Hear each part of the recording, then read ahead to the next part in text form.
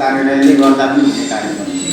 हामी एउटा पत्रकारहरूसँग एउटा कार्यक्रम गर्ने एरेन्ज गर्न खोजिरहेको थियौँ। अब हामीलाई त्यो जरुरी भयो, किनभने यहाँ जिल्लाका सम्पूर्ण पत्रकारहरू हामीले उहाँ आयोजना गर्दा तपाईँहरू सबै जानुहुन्थेन, तर आज चाहिँ यहाँ सबै हाम्रो यो एउटा अत्यन्तै राम्रो अवसरको रूपमा यसलाई हामीले लिएको छौँ। त्यही भएर सिडिओ साहब एसपी साहबहरू पनि आउनुभएको छ। अब हाम्रो यहाँको इलाकाको सर पनि हुनुहुन्छ, निर्वाचन अधिकारीजीले उहाँले एकदमै सिग्निफिकेन्ट रूपमा पोलिटिकल पार्टीहरू अहिले त खास गरिकन कन्टेस्ट त पोलिटिकल पार्टीको बिचमा छ प्रतिस्पर्धा र अत्यधिक आचार संहिता उल्लङ्घनको सम्भावना पनि त्यही साइडबाट हुन्छ, उजुरीको सम्भावना पनि त्यही साइडबाट हुन्छ। त्यसो भएको हुनको लागि अनुमति प्राप्त गर्नुभएको छ, आफ्नो श्रेष्ठता पुष्टि गर्नुभएको छ, योग्यता छ र यहाँहरूले त्यो स्ट्यान्ड पोइन्टमा बसेर काम गर्दा, पत्रकारको पोजिसनमा बसेर काम गर्दा पालना गर्नुपर्ने कानुनी संरचनाहरू छन्, सम्बन्धित ऐन कानुन छन् र यहाँको आफ्नो आचार संहिता छ। यो आचार संहिता र भित्र रहेर तपाईँले सधैँ आफ्नो काम गर्नुहुन्छ, त्यसमा कुनै सन्देह छैन। र कसैले यदि आफ्नो आचार संहिता मान्नुहुन्न भने त्यो भनेको के हो भनेदेखि त्यो प्रोफेसनभित्र आफ्नो डिग्रेडिङ गर्ने कुरा हो। त्यति मात्रै होइन, पत्रकारको जुन सोसल एक्सेप्टेन्स छ नि, जुन हामी तपाईँहरूलाई किन मान्छौँ, किन सम्मान गर्छौँ भन्दा तपाईँहरूले आफूले समाजलाई लिड गर्नुहुन्छ, समाजलाई इन्फर्मेसन दिनुहुन्छ, कहीँ सूचनामा नआएको कुराहरू एकदम गम्भीर कुराहरू बाहिर ल्याउनुहुन्छ, जसले गर्दा स्टेटले अरू मेकानिजमले आम जनताले त्यो थाहा पाउँछ, त्यसमा एड्रेस हुन्छ। त्यसो भएको हुनाले यहाँहरूलाई चौथो अङ्गको रूपमा मानिएको हो। तीनटा अङ्ग त ट्रेडिसनली राज्य संरचनामा छँदैछ, चौथो अङ्गको रूपमा यहाँलाई सँगसँगै हाराहारीमा राखेर अझ महत्त्व दिएर गर्नुपर्ने कारण थियो। र अब निर्वाचनको सन्दर्भमा कुरा गर्दाखेरि यहाँको भूमिका अत्यन्तै महत्त्वपूर्ण छ। यो कस्तो भने अरू बेलाको भूमिका त महत्त्वपूर्ण छ, तर यो बेलामा के हुन्छ भने सारा राजनीतिक दलहरू प्रतिस्पर्धामा हुन्छन्, आफूलाई प्रतिनिधि चुन्नको लागि उम्मेदवारी दिएका स्वतन्त्र व्यक्तिहरू प्रतिस्पर्धामा हुन्छन् र आम नागरिकले जुन संविधानमा लेखेको छ नि जनतामा सार्वभौम सत्ता रहनेछ भन्ने, त्यो सार्वभौम सत्ताको प्रयोग गर्ने यो चुनाव हो।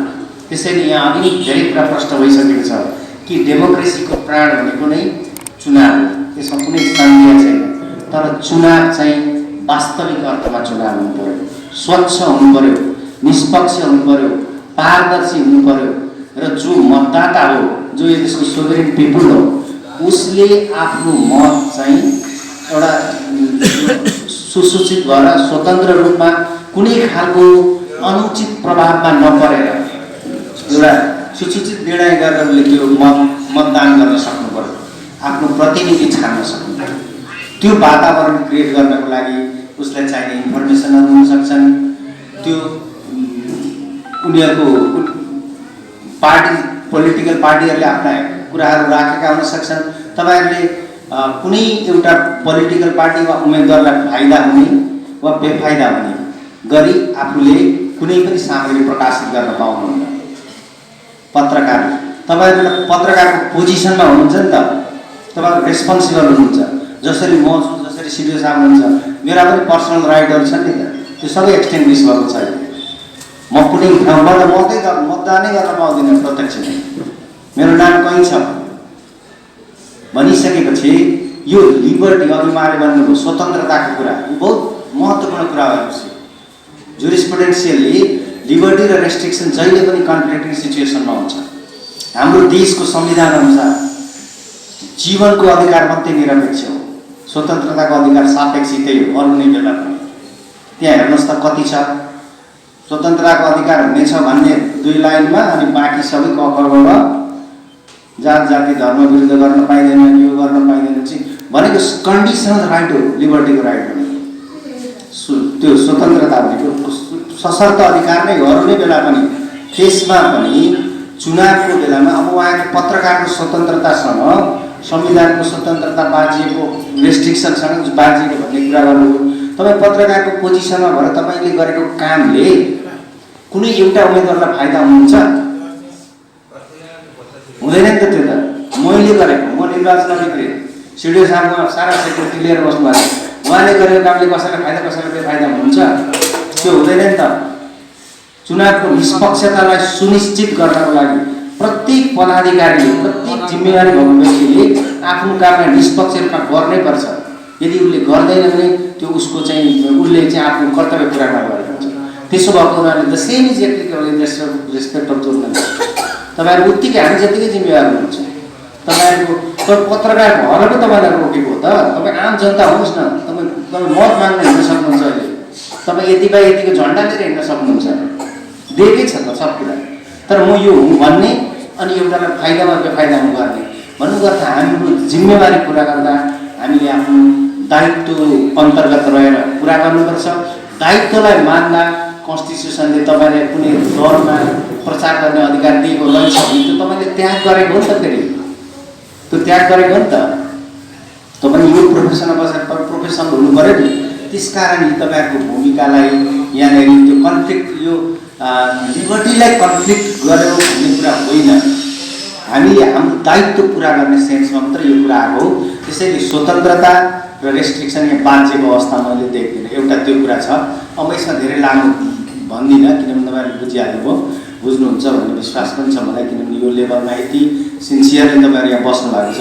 अब अर्को इस्यु छ आचार संहिता। हाम्रो पर्टिकुलर सिराहाको केसमा निर्वाचन आयोगले के गर्यो भने 2 जना आचार संहिता अनुगमन अधिकारी भनेर तोकेर पठायो।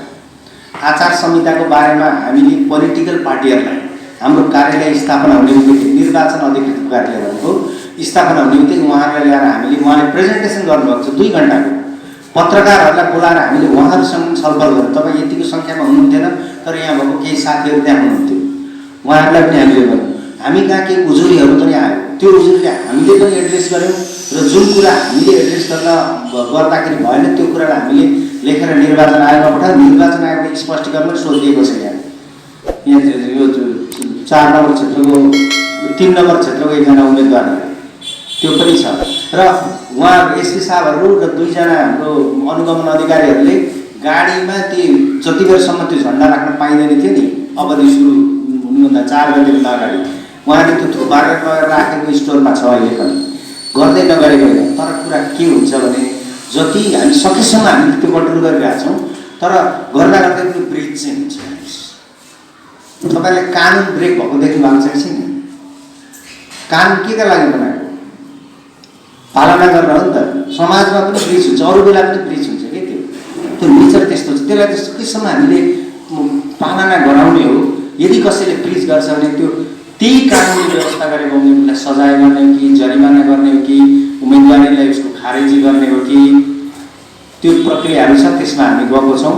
र अब एउटा बहुत महत्त्वपूर्ण कुरा यहाँ सामाजिक सञ्जालको कुरा। यो सामाजिक सञ्जालमा आउने कुरा यो अब पत्रकारले त पत्रकारिताको नर्म्समा बस्ने जिम्मेवारी त्यो कुरा छ। हामी उहाँहरूसँग बस्न उहाँहरूलाई हामीले त्यो के भन्छ भाइलेसन गरेर नियन्त्रण गर्न सकिन्छ, किनभने उहाँहरूको त छ नि त रेगुलेटिङ बडी छ। उहाँहरू आफै जिम्मेवार हुनुहुन्छ प्राइमरीली। अघि हाम्रो अध्यक्षजी मनोजीले बडा राम्रो कुरा भन्नुभयो, हामीले सिभियरली पत्रकारहरूले यहाँ भाइलेट गरेको छैनौँ भन्नुभयो। त्यो कुरा हुन पनि हो। कसैले गर्नुभयो भने त्यो कुरा हाम्रो उसमा आउँछ, हाम्रो चाहिँ एम्बिटमा आउँछ। तर एकजना मान्छेले युट्युबमा हालिदिन्छ, अब त्यसलाई कसो गर्ने? हेट स्पिचको कुराहरू, नभएको कुराहरू, फल्स स्टेटमेन्टहरू, मान्छेलाई एकदम डिग्रेडिङ गर्ने कुराहरू, यस्तो कुराहरू पनि आउँछ र तुरुन्तै बेसी मिलिन्छ। यसको लागि यो चाहिँ हाम्रो निर्वाचन अधिकृतहरूको ट्रेनिङमा पनि एउटा सेसन नै हामीले यो विषयमा सेसन थियो। हामीले त्यसमा प्रश्न उठाएको थियौँ र उहाँको निर्वाचन आयोगले यसमा स्पेसल्ली तयारी गरेको छ। प्रहरीको त्यो साइबरको एक्सपर्ट, आर्मीको एक्सपर्ट, अनि सरकारको त्यो सूचना विभाग, सूचना प्राधिकरण के छ उहाँहरूको एक्सपर्टहरू राखेर एउटा टिम बनाएको छ। त्यो उजुरी आउने बित्तिकै हामीले यहाँ यो लेभलमा यिनीहरू डिलिङ गरेर त्यसलाई कन्ट्रोल गर्न सकियो भने सकिएन भने हामी त्यो पठाउँछौँ, उहाँबाट एड्रेस हुन्छ भनेको छ। र निर्वाचन आयोगले 77 जिल्लाहरूमा चाहिँ जिल्ला प्रहरी कार्यालयमा पनि त्यो सम्बन्धमा निर्वाचन आयोगले आफूले समन्वय गर्ने भनेर हामीले सूचना छ। अब त्यो विषयमा कति के भइरहेछ, त्यो इस्यु आएपछि त्यो हुने विषय होला। त्यसले गर्दा सामाजिक सञ्जालको विषय वास्तवमा आफैलाई जटिल छ र यसलाई प्रयास चाहिँ भइरहेको छ यो कुरालाई निर्वाचन आचार संहिताको पालना गर्ने कुरामा। अब मेरो अर्को कुरा के छ भने यो निर्वाचनलाई सम्पन्न गर्ने सन्दर्भमा मेरो विशेष आग्रह चाहिँ पत्रकारहरूलाई के छ भने तपाईँहरूले यो निर्वाचनको क्रममा कहीँ कतै त्यस्तो आचार संहिता उल्लङ्घन हुने त्यस्तो खालको स्थिति देखियो भने यहाँहरूले पनि इन्फर्मेसन गर्न सक्नुहुन्छ। यहाँले सम्बन्धित इलाकाको प्रहरीलाई भन्दा पनि हुन्छ कि यस्तो भइरहेछ भने चाहिँ आउन सक्छ। निर्वाचन आयोगमा के अरे निर्वाचन जिल्ला निर्वाचन कार्यालयमा पनि निर्वाचन अधिकृतको सम्बन्धित अब 4वटा छ, त्यहाँ पनि इन्फर्मेसन दिन सक्नुहुन्छ। र उजुरी नै दिनुपर्ने हो कि आफै पनि हुन्छ भन्ने छ। उजुरी नै दिनुपर्ने भन्ने होइन, उजुरी दिन पाइने हो। सो मोटो निर्वाचन आयोगले आफै अनुगमन गर्ने हेर्ने होइन, हामी हेरेर भेटियो भने आफै पनि गर्छौँ। र